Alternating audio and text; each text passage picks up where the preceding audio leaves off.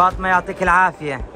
معانا فاطمة من المغرب، شو بتحبي تخبرينا عن المغرب وعن عادات والتقاليد في المغرب؟ أهلا وسهلا بكم أولا.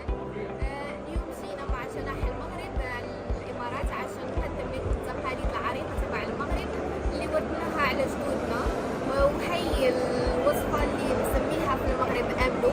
هي وصفة معجزة بتعطينا طاقة كتير حلوة. نحتاج فيها موز محمص مع زيت الأركان العريق المعروف عندنا نسميه السائل الذهبي، ونحتاج أيضا عسل برتقال مشان نعمل أحسن أمل وأطيب أمل. هاي الوصفة منتشرة كتير ومعروفة كتير في جنوب المغرب. هاي الوصفة بنعملها بالرحى، ندور بدقيقة هيك، بياخد مجهود كتير.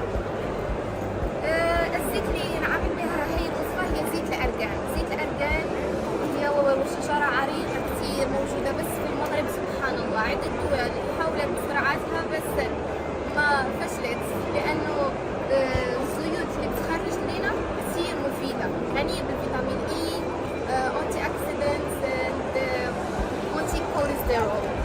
يعطيك العافية وشكرا كثير لإلك.